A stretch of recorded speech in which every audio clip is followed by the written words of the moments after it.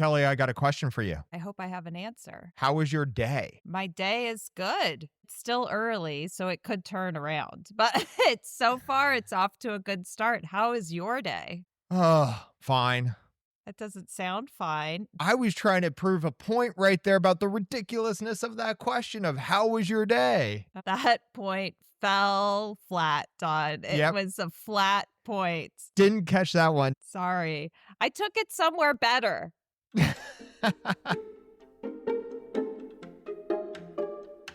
Surprise, Kelly. The topic for today is how to ask your kids about their day. Oh, I see what you did there. You see that? Nicely played, Don. Thank you, because asking how was your day is really lame and nobody's going to respond correctly. It's not that that's a lame question. It's a lazy question. It's a normal adult question. But when you're dealing with children, that doesn't always elicit the most thorough or honest response. Welcome to Two Awesome People. I'm Don. Oh, yes. And I'm Kelly. And this is our podcast. We're going to discuss how to ask your kids about their day and actually get answers that foster a conversation. Other than just, ugh. Yeah, or like fine. But first, Yes, but first we're going to discuss a slang term. And I have to say, Dawn, that I was researching this today and I found some real good mumbo jumbo that explains the value of why we're doing this. oh, there's value in why we're doing this. Very least, there is mumbo jumbo about why we are doing this. Let's hear the value in understanding weird slang terms. Well, so first off, what we are discussing is brain rot terms, which are basically terms that pop up overnight and exist in the internet world, and then they slowly infiltrate Everything. real world conversations. Yes, I feel like everybody is still saying 6-7. that is true. That is a big one. These terms reflect how digital natives, that's what they're called, Don. Our children are digital natives. Do you think I could call them like D-Nay or the D-Naves? Okay. I You don't like that okay. one. They all reflect how they express themselves, build identity, and even challenge traditional ideas about language and meaning.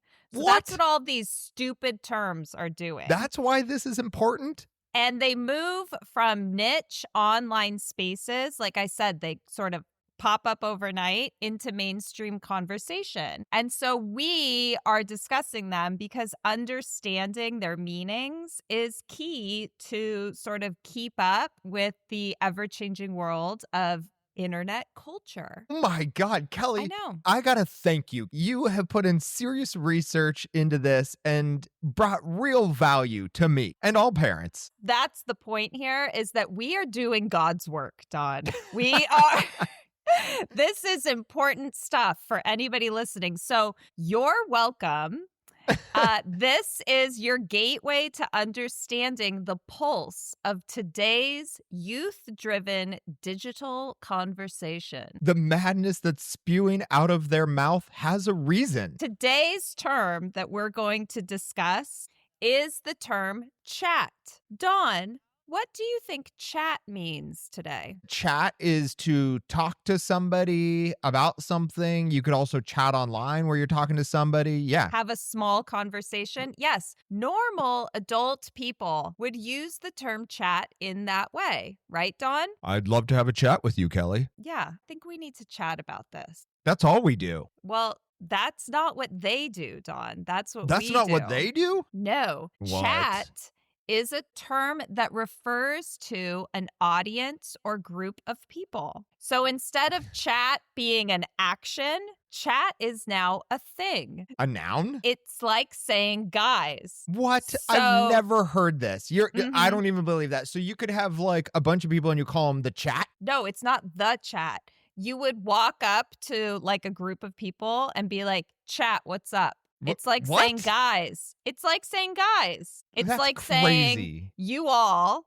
It came from live streaming platforms where there are chats on the side And that chat shows like the group of people that's watching whatever the live stream is. So you can kind of actually understand where this term came from. So can you have a chat of fish? I don't I I I don't think so.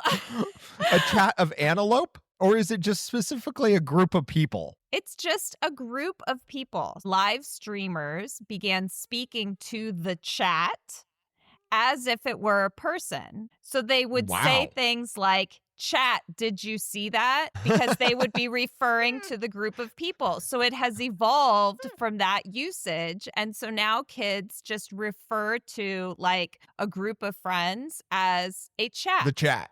Yeah, Yeah. a chat. Yeah. Mhm. So chat. You Oh. wouldn't even say what's up chat to your friends. It'd be like, hey, I'm going to go hang out with my chat. Like, Well, that'd be the right way to say it, right? guess so. It would be like if you were working on something in class or something and you would be like, chat, should I write this in my essay? Or chat, did you do the homework last night? If you were like asking a bunch of people that you sit with. Right. It's like saying guys. That's all. Right. So, chat, Dawn. Hey, what's up, chat? When you're talking to the boys tonight, both of them together, call them chat. And they'll be like, And what? see how uncool that makes you. No, I Right. actually think that this term is interesting because it has like a clear-cut origin. 6'7", it's like, okay, so it came from a weird video, but now nobody knows what it means. I think this one has legs because it sort of makes sense. Well, thank you to all our chats out there. Did I Yeah. use it correctly? I think Thank you to the chat it wouldn't out be there. exactly. The two awesome people chat. There it is, Dawn. Class dismissed. You got it. I got it. That was a good one, right? That's a great one.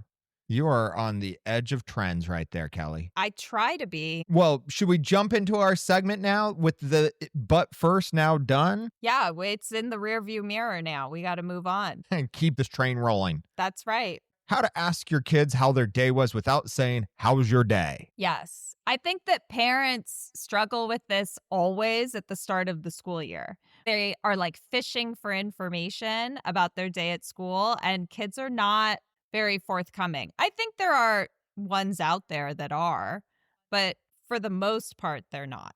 Every parent has asked this question. Every parent wants to know. Every parent wants to connect with their kid and hear how their day was. But instead, everybody's asking, how was your day? And all you get is fine. Fine. Yeah.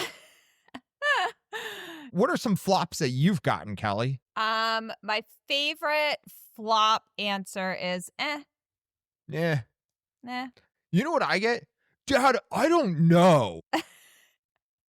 You get more attitude than I get. I just get dismissive, like, nah.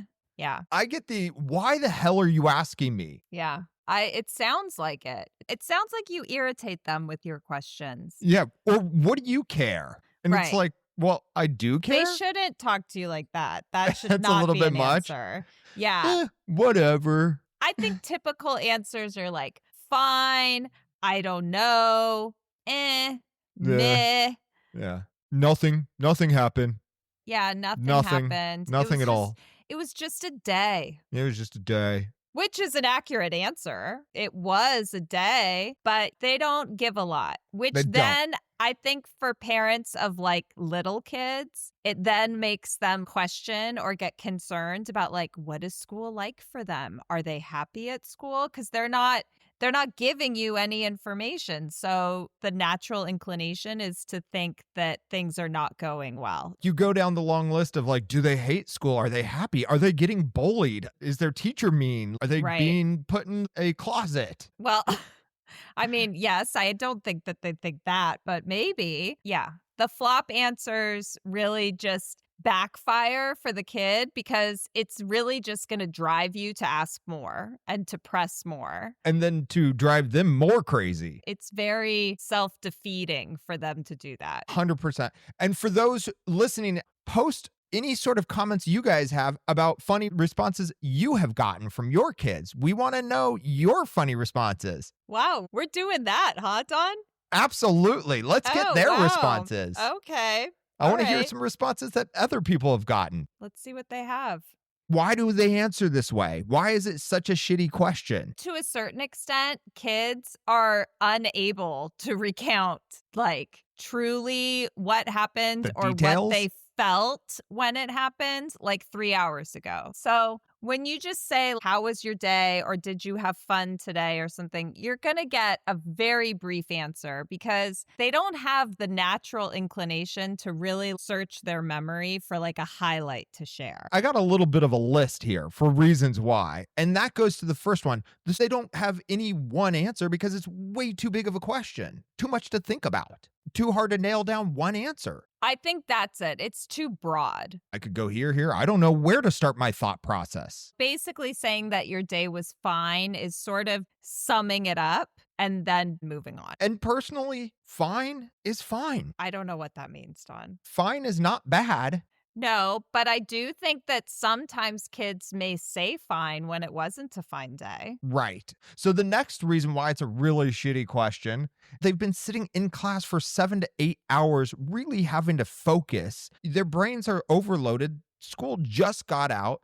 And now you're drilling them. They Right. just want to not think about anything. And they're tired. They're just worn out. So don't make them dig through their brain for that. They're fried, completely Yeah. fried. They could also be very concerned about your negative reaction. They are worried about saying something incorrect, that maybe they did something that like they feel like they'll get in trouble or that they're being judged by you. That might be a reason for them to be withholding just on details about their day in general. Because they feel pressed. And then you press more. Exactly. That's what I'm saying. It's totally self-defeating for them because they're tired, they're worn out, they don't want to share, but their reluctance to share is just setting them up for more questions. And then all of it just becomes mom and dad playing 20 freaking questions. Right, because as parents, we want to know. Our kid has been away for 6 hours or whatever, and we want to know what they did and how they felt. And, we want to not live vicariously, but at least like know what they lived through that day. It's without us. So we're desperate to connect. Right. Tell me, please tell me, please. I don't know that I'm so desperate that I would say please, but maybe.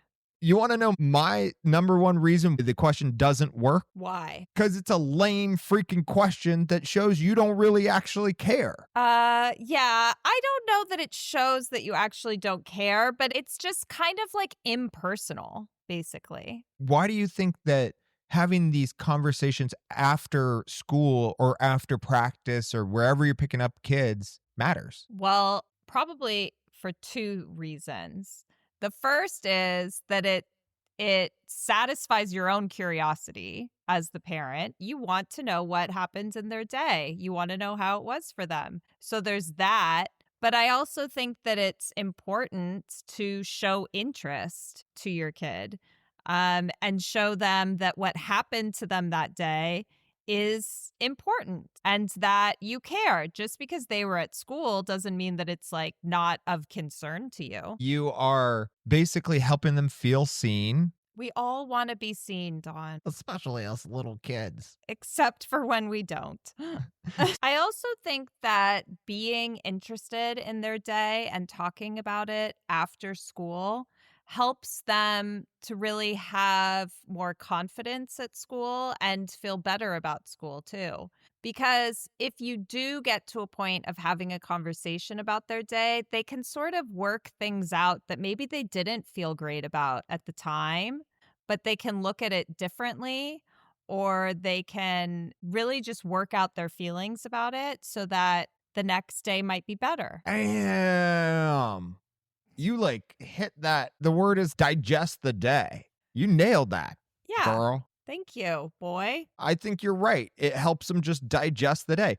Also, I think as parents, we just want to make sure they're okay. And if there's anything we can do to help make their day at school better. Right. I mean, you want to know if they're struggling with anything, whether it's interpersonal or academic. These are all reasons to ask about their day. It's just a matter of how to actually extract the information. Ooh, let's get into extraction. I like that everything I say makes you go, ooh, like somebody's squeezing you. Yeah. Oh, somebody's goosing me over here. You're Oh. being squeezed by reasoning, I think is what it is. Your reasoning has me in a tight grip. Yeah, it's it's making you make weird noises. You gave us the perfect segue to Oh. how you connect, because we all now know it's important. We all now know we're doing it wrong, and we all know that kids don't like it and don't give us the response we want. So what can we do to make it happen? The most important thing is to just get creative with your questions, and it varies depending on the kid. So anything that we recommend that we do with our kid is sort of, it depends on their personality and what they're into. I don't know princess things, for example. So maybe there's like princess rankings that you could do with a little girl. Is this a Belle or an Elsa day? How many sparkles do you give today? Things like that for like a little girl. I would go to like unicorn shit. Like, is this a lot of unicorn shit? Or That's not a girl thing, Dawn. It'd be like, how many petals were on the daisy today? I like that. Yeah, see, I mean, I could be a girl mom, I guess, evidently. See, I just go to shit and like I'd be the weirdest girl dad. You're stuck in a boy world. Well, I went unicorn, so I was halfway there. Kind of. I like these examples. It's just different ways of ranking the day, I think are helpful. You always do that with the boys, but you just do a scale of 1 to 10, which is obviously fine also, because then they'll give a ranking for the day and then they have to justify that ranking. And usually that elicits an answer because they really have to sort of prove that it was a 6 or whatever and explain their reasoning for it. So then you'll get a tidbit about their day. Kelly's referring to I do a scale of 1 to 10, but now they've resorted to just giving me a 5. 5. Every day is a 5. Every day is a 5, which in itself is then like, oh, nice. So nothing good happened, nothing bad happened. You're a 5. But at its core, them saying it's a 5 is the same as them saying it was a day. Yeah, of course. But then I go, okay, scale 1 to 200,000. You have to be able to pivot in your question. You have to be able to like evolve it because they'll essentially outsmart it. When they were younger, I used to always like to play 2 truths and a lie about their day. And so I would ask them to tell me 2 truths and 1 lie about their day. And then I would have to guess which one was the lie, which works great for younger kids. They like it because they can sort of like outsmart you, and you do actually get information about their day. The best thing is the lie is so obvious because they need time to think about it. Yes. But again, it's all about extracting information. You still get what you want, and then the kid gets what they want because it's like a game with mom and dad. So I very much recommend this approach, but it has to be with younger kids. The lie could also be like going to the moon. Like you can make the lie ridiculous. The issue with 2 truths and a lie is that then they get to an age where they've outsmarted the game. Their truths are things like, I went to school, I had a sandwich, I pooped 3 times at school. And so then the game is over. But again, that's an example of when you have to pivot and you have to evolve with however it is that you're asking about their day. Instead of asking them, you jump into yours. Oh, well, my day was a 3.5 because I sat next to your mom all day and talked on a podcast. And that's a 3.5, huh, Don? No, I meant a 7. God. Poor you. Oh, yeah. But then that starts to tell them about your day. So it starts to take pressure off them. And then they're laughing or they're like, what? It is also helpful to just share about your own day because then you might get information from them too. I caught a squirrel. I ran 5 miles. And I cooked breakfast. And they'll be like, you caught a squirrel? I'm like, nope, that was a lie, sucker. Really? Didn't catch a squirrel. So I would say giving them options of ways to rank their day and explain their ranking, or playing a game like 2 truths and a lie always at least spurs conversation. But you then have to rebounce in the type of answer you want back from them. It basically creaks open the door, and then you need to figure out how you're going to get in still. You need to outsmart them. That was a weak metaphor, but a good one. You slowly creep in. Yeah, it sort of like unlocks it, and then you have to get in still. You still have to break in. They're like a safe. Did you It's find like- other recommended ways to ask about days? Yeah, but I'm going to make a metaphor to their brain being a vault. Oh, okay. Let's hear your So- metaphor. They're like Ocean's 11, and you got to outsmart everybody to get in there and break open the safe and open up all the treasure that's inside them. That was so worth going back for, Dawn. Thank you for making me do that.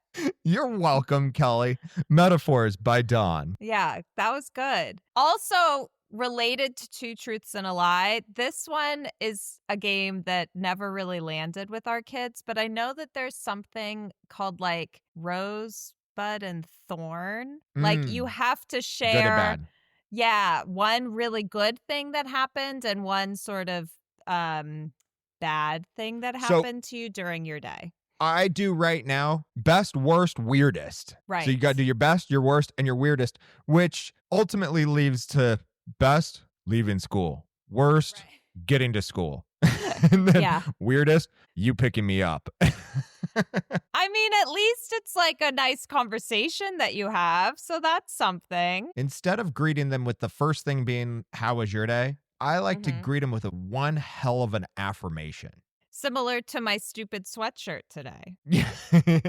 Her sweatshirt reads, I hope something good happens to you today. So that's what Yeah. you would see if you were checking us out on YouTube. Yeah, if only you were doing that. I mean, Yeah, you gotta would log be in for a on. treat. Yeah, go check us out. The first thing I do is like Nate will walk up, even when he's with his friends. I'll be like, oh, look at these two unbelievably good looking dudes. Do you And- know what you could do, Dawn? Is you could say, look at this handsome chat. Oh, good looking chat Yep. over here. And Mhm. now his friends enjoy it. They're in 8th grade and they're not embarrassed. And I give them a bro hug. And it's not that I'm trying to be cool. I'm kind of, it's like- I'm a it's little pretty bit. s- it's Little pretty bit. silly, but Right. I deliver the affirmation because you know what? You get shit all day long. So as a parent, why not give them an amazing affirmation that feels good for them seeing you? And there's also something, especially at the middle school age, of like making it clear that maybe you don't give a shit what people around you are thinking. Like that might be an Yo! important lesson in itself. Yeah. That you're like, oh, look at these two good looking dudes coming at me. You got to start it young. You have to establish a rapport with your kids where you can do things like that. Like Connor and I, what we do is we do a 2 to 3 minute handshake. We don't even need to say anything. And we do this silly handshake that's stemmed from baseball handshakes that are extremely long. I recommend it for everybody out there. Dads, moms, daughters, sons, come up with A a special handshake. special handshake. It's Make so it creative. special. Well, Kelly, Yes, are we at butt now? we are. My butt is here now. Kelly has a butt now. It just got here. It's here arrived. now. Yeah. But now is our middle segment where we do a word association. So maybe it'll be entertaining. Fingers crossed. Let's go for it. You got a good one? I have a hard one. Okay. So the word that I wanted to do that goes with our discussion topic today is fine. So what does fine make you think of, Dawn? Damn, that's a really good one. I told you it was going to be hard, but fine to me just makes me think of okay.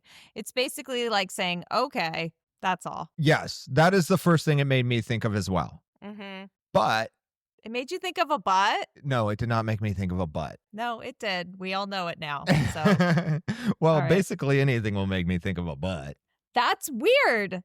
That I think part of the issue is that fine has a negative connotation. Technically, fine is 0. It's level. It's neutral. right. It's like average. And so we've set in our society this thing that every day has to be a 6 or 7 or 8 because we deserve a big day. And it's like, no, every day can be a 5. fine back in our day used to be how you would describe like a really good looking girl, Oh, she right? fine. Yeah. But now it just makes us think of like schmeh. Yeah, Like, yeah. meh. We should bring it back. Fine should be good again. I like that. I just think that fine has an unfortunate negative connotations. We can't be neutral anymore. Everything has to be, sunshines and rainbows. We can be neutral. That just has to do with your own expectations of things. I don't think that neutral is necessarily bad unless you're coming from a place of bad already. If you start your day off and you're in an okay mood, you're in a fine mood, and then it just continues level, there's nothing wrong with that. It could be worse. So It could be bad. it all depends on your launching pad, I think. Good word. Good word Oh, there, thank Kelly. you. Your word fine was good. Yeah. It wasn't fine. Your fine was not fine. Interesting. Now we're done with that butt. Yeah, But- that butt is done. Yeah, moving on. Back to ways to connect with your kid and find out about their day. Swap your boring questions with more playful or specific questions. If I know that they had a test, I'll ask them about the test or a presentation, any sort of activity at school that I knew was happening. Yes, specific questions are good. But even then, you have to sort of like hone in on the best specific question because you may just get fine as the answer. Yeah. Did your teacher say something sussy? Yeah. Something like that would be really good. You won't get fine as an answer. No, you wouldn't. You'd probably just get a weird look, maybe no answer at all. Did anybody cap today using their language? You could try try. using their language. Yeah. I don't know if that'll get you very far. Knowing their language is more useful just in overhearing what they're saying as opposed to I love using actually it with them. you like to use it. Yeah, totally. It fires them up. You use it more at them than with them. Oh, 100%. Yeah. One day I went to Nate when I was picking him up, and instead of asking him how his day was, I was like, Nate, hear me out, Mom.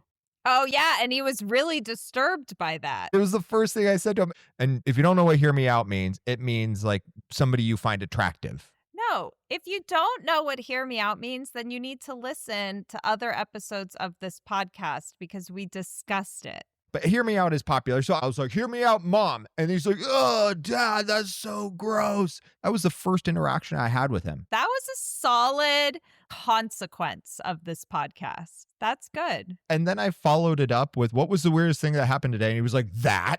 Yeah, probably. You could say who made you laugh today. So when you struggled with the who question, my brain went to, you could ask them who let the dogs out. Yeah. But that's a great one. If you ask your kid who let the dogs out today, you're going to get some response that's not fine. It's going to be really puzzled, but it's really funny that seriously, that's where I went. And I don't know why. But that might be a really fun question to ask your kids because then you could teach them what that means. We should do that. That's funny. You got to put in some effort in being creative and playful and happy and fun and bring the thought and they will return it. Right on, Dawn. Preach on. I'm sorry. I just went, it was too much. You got real preachy there. I apologize. That's okay. I can take it. Timing is a big thing too. When you ask these questions, how you ask these questions. I always think it's better at least once we get to the car as opposed to when we're still surrounded by people, things. They sort of have to like take a minute to reset and get out of school mode and back into with mom and dad mode so that they can sort of comfortably have a conversation with you. I think that it's important to connect with your kid and to know how their day was. It's really just a matter of putting in the time to figure out the best way to do that. And you have to be creative and you have to be open to other ideas and you have to be comfortable with communicating with your kid. Yes. To add to that, when they do give you an answer, don't give them back a judgment. If they bombed a test, don't get on them about them bombing a test. Turn it into a positive. Try to help them because the point is you want them to give you the bad stuff too. If they're being bullied or if they have a shitty test or if they're not doing well in class, you want them to tell you. They have to be able to confide in you. Amen. Yes, that was a more concise way of saying what you just You basically took my male gibberish and put it in this beautiful package. tied it in a bow. Thank you. You're welcome. Is this the but before we go? Wait, are we done? Is our topic over? Oh. I think the topic is over, but before we go, Well delivered, Dawn. thank you. You're Thank you. welcome. What should we do before we go? What have you loved? Here's what I love that we're doing tonight. We are taking our family to the high school homecoming football game, and it is an exciting push into high school. I can't wait to be a part of the community, to jump into high school sports, and I am excited to participate in the high school and jumping. I don't know. Now I'm just repeating myself. You're doing a lot of jumping. There's some leaping. Dawn's excited to jump. He's just looking forward to loving jumping. I just can't wait to jump. I have loved the baseball playoffs so far because I'm very happy that the Dodgers are moving forward and that the Padres are not, because they are not my most favorite team. I can tell you that. Go Dodgers. Okay. And goodbye, Padres. And I'm throwing out my prediction that the Dodgers will beat the Phillies. Wow. You heard it here first, everybody. Leave us a comment about how your kids respond or what you do to get your kids to talk. Thank you for listening, and hopefully you will listen. Oh, Dawn just broke. So thanks for tuning in, and do it again next time. We'll have fun then, too. Right, Dawn?